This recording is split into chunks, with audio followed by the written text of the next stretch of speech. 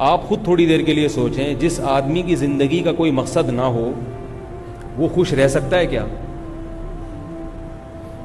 ایک آدمی صبح اٹھا, پہلے تو وہ یہ سوچے گا کہ میں اٹھوں کیوں, اٹھنے کا کوئی مقصد ہی نہ ہو اس کا اگر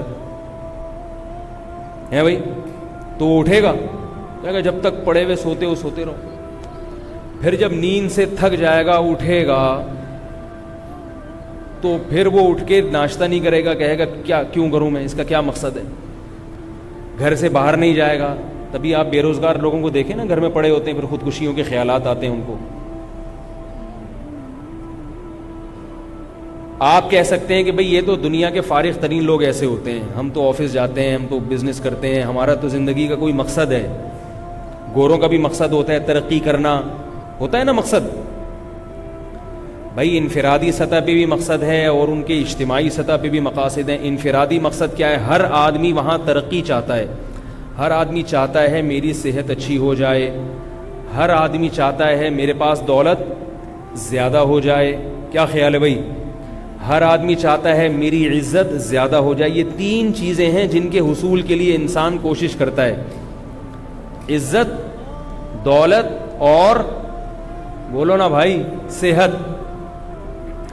عزت, دولت اور صحت. تو کہتے ہیں ہم صبح اٹھتے ہیں کیونکہ ہمیں عزت بھی چاہیے, دولت بھی چاہیے اور صحت بھی چاہیے. ان کا ایک پرپز ہے, ان کا ایک مقصد ہے, تبھی وہ جلدی اٹھ جاتے ہیں صبح. کیونکہ اگر ان کو پتہ ہے بھائی سوتے پڑے رہیں گے تو نہ عزت ملے گی, نہ دولت ملے گی اور نہ صحت اچھی ہوگی. ڈاکٹر بھی کہتے ہیں صبح اٹھ جاؤ بھائی جلدی. پھر وہ ایکسرسائز کرتے ہیں. ایکسرسائز کا مقصد کیا ہوتا ہے؟ بولو نا بھائی, صحت اچھی ہو. صحت اچھی ہوگی تو عزت بھی ہوتی ہے, خود بخود ہی ہوتی ہے, اور ظاہر ہے کمانے کی صلاحیت بڑھتی ہے, دماغی صلاحیت بڑھتی ہے تو پیسہ بھی آتا ہے. بیمار آدمی تو کھاتا ہے, وہ کما تو نہیں سکتا. تو ان کے جو کام ہیں, جتنے بھی وہ دن بھر میں کام کر رہے ہیں غیر مسلم لوگ, اس کے پیچھے ایک مقصد ہے, عزت, دولت اور صحت. اور اس کو ہم یوں سمجھیں کہ اس کا خلاصہ ہم دو لفظوں میں یوں بیان کر سکتے ہیں کہ مزے اڑانا. زندگی کیسی گزر جائے؟ مزے کی گزرے. یہ ان کی زندگی کا مقصد ہے. مگر یہ ایسا مقصد نہیں ہے کہ یہ حاصل ہر ایک کو ہو بھی جائے, اور جس کو حاصل ہو اس سے پھر چھینے نہیں ہے. ایسا نہیں ہو سکتا. دیکھو, آپ نے اپنی زندگی کا مقصد ایک ایسی چیز کو بنایا کہ آپ کو بتائے یا تو وہ مقصد حاصل ہوگا ہی نہیں, اور اگر ہو گیا تو چھن جائے گا. تو آپ کو سکون ملے گا؟ بولتے کیوں نہیں بھائی؟ مثال کے طور پر ایک پہاڑی کی چوٹی پہ ہیرا رکھا ہوا ہے, ڈائمنڈ, بہت مہنگا. اب آپ نے اپنی زندگی کا مقصد بنا لیا کہ یہ کیٹو پہاڑی کی چوٹی پر یہ ڈائمنڈ رکھا ہوا ہے, ہیرا رکھا ہوا ہے, اس ہیرے کو میں نے حاصل کرنا ہے. کیونکہ جب یہ ہیرا میری جیب میں آئے گا تو پیسہ تو آئے گا, پیسہ آئے گا تو صحت بھی پھر اپنی مرضی کی چیزیں کھائیں گے نا. کیا خیال ہے بھائی؟ بہت ساری چیزیں آ جائیں گی, پھر ڈاکٹر بھی اپنی مرضی کا ہوگا, اور عزت تو ملے گی خود بخود. تو آپ نے اپنی زندگی کا ہدف بنایا کہ یہ جو کیٹو پہاڑی کی چوٹی پہ ڈائمنڈ رکھا ہوا ہے میں نے یہ حاصل کرنا ہے. یہ انگریز کی زندگی کا خلاصہ بیان کر رہا ہوں آپ کو. ان کے افراد بھی اسی کے پیچھے بھاگتے ہیں, ان کی حکومتیں بھی. جیسے ابھی امریکہ کو دیکھ لو, یو کے کو دیکھ لو, وہ چاہتے ہیں ہم طاقتور سے طاقتور ترین بن جائیں, ساری دنیا پہ ہماری حکومت ہو, ساری دنیا کے وسائل ہمارے قبضے میں آ جائیں. تو اجتماعی سطح پہ بھی یہی سوچ ہے اور انفرادی بھی یہی سوچ ہے. سمجھ رہے ہو؟ اب مثال میں دے رہا ہوں کہ یعنی مثال تو وہ دی جاتی ہے نا جو آسان ہو سمجھنے میں. تو ایک کیٹو پہاڑی کے اوپر ایک ہیرا رکھا ہوا ہے. امریکہ چاہ رہا ہے کہ یہ ہیرا مجھے مل جائے, لندن چاہ رہا ہے کہ یہ ہیرا مجھے مل جائے, پاکستان چاہ رہا ہے کہ مجھے مل جائے. حکومتیں بھی کوشش میں لگی ہوئی ہیں اور افراد بھی. آپ بھی یہ چاہ رہے ہو کہ مجھے مل جائے, غفار بھائی بھی یہ چاہ رہے ہیں, ستار بھائی بھی, وسیم, کلیم, سلیم کباڑیا, سب کی یہی خواہش ہے. کیا خیال ہے؟ اب ظاہر ہے K2 پہاڑی پہ چڑھنا آسان کام نہیں ہے. جب آپ چڑھنے لگو گے تو سارے تھوڑی پہنچیں گے. ما کل ما یتمنى الرجل یدرکہ تجری الریاح بما لا تشتہی السفن. ہر وہ چیز جس کی انسان تمنا کرتا ہے اسے حاصل نہیں کر پاتا. کچھ لوگ حاصل کر پاتے ہیں اور کچھ حاصل نہیں کر پاتے. تجری الریاح بما لا تشتہی السفن. کشتی بعض مرتبہ ایک سمت میں جانا چاہتی ہے مگر ہوائیں اسے دوسری سمت میں موڑ دیتی ہیں. سمندر میں ہوا آپ کی مرضی سے نہیں چلتی کہ آپ کشتی میں بیٹھے تو چونکہ آپ نے عمان جانا ہے تو ہوائیں آپ کو عمان ہی لے کے چلی جائیں. نا نا نا, ہو سکتا ہے وہ کسی اور طرف موڑ دیں آپ کو. اور آج کل تو یہ بہت ہے, آج کل جو لڑکے میں عشق معاشقے چل رہے ہیں 1% کامیاب ہوتے ہیں, 99% تعویذ گنڈوں میں لگے رہتے ہیں. ان کو نہیں ملتا جو وہ چاہتے ہیں.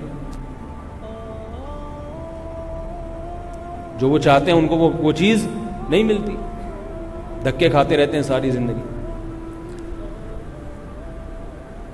تو بہت سے لوگ ایسے ہوں گے جو K2 پہاڑی پہ چڑھنے کی کوشش کریں گے مگر چڑھ ہی نہیں پائیں گے.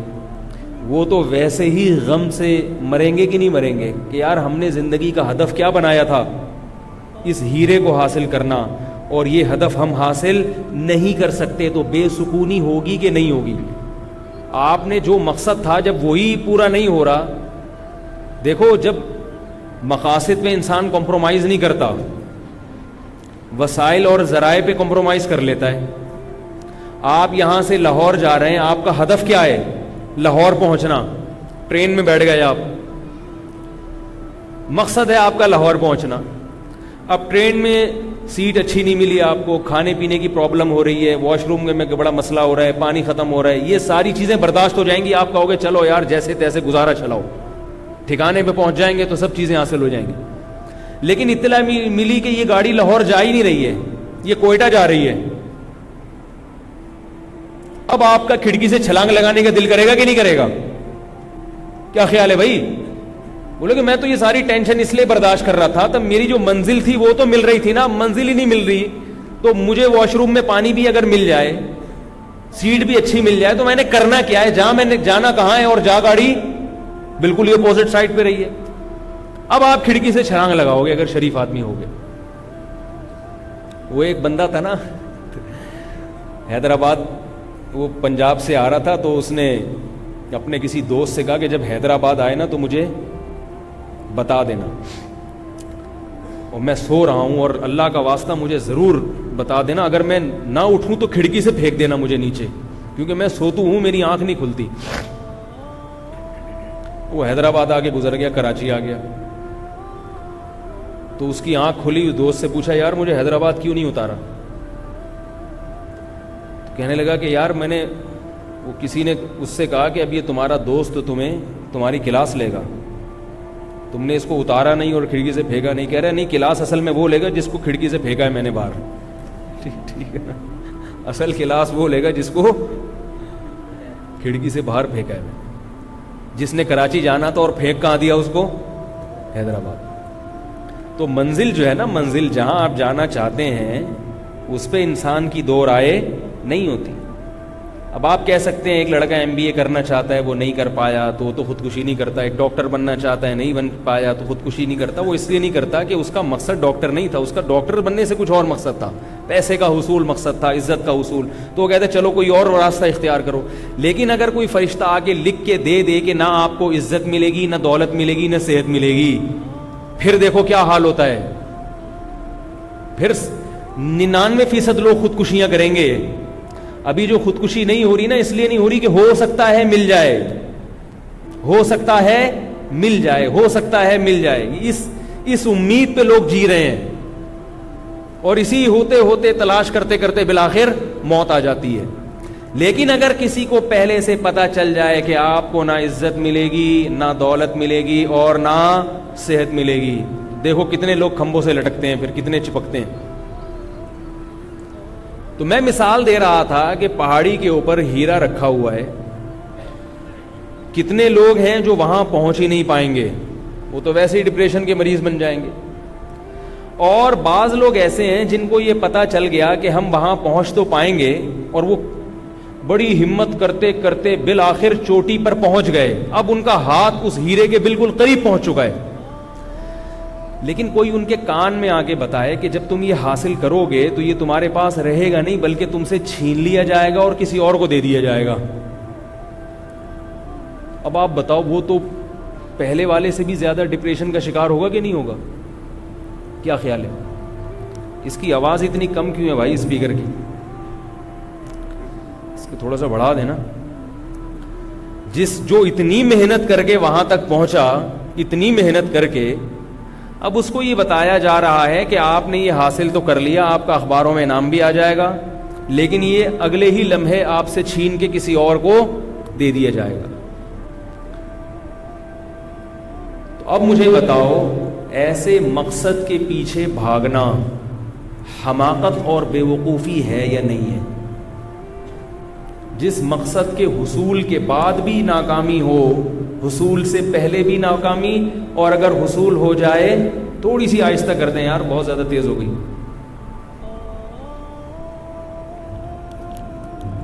یعنی حصول کے بعد بھی ناکامی اور حصول سے نہ ہو تو بھی ناکامی. تو کافر کا معاملہ یہ ہے کہ وہ عزت, دولت اور صحت کے پیچھے بھاگتا ہے, مگر جیسے جیسے عمر ڈھلکتی ہے صحت سے آہستہ آہستہ ہاتھ دھونے پڑتے ہیں, بال سفید ہونا شروع, نظر کمزور ہونا شروع, کمر جھکنا شروع. کتنی ہی لمبی عمریں ہو جائیں مگر بڑھاپا سب پہ آتا ہے, اور بیماریاں سب پہ آتی ہیں, اور وہ عزت جو حاصل کی تھی آہستہ آہستہ ہاتھ سے نکلنا شروع ہو جاتی ہے.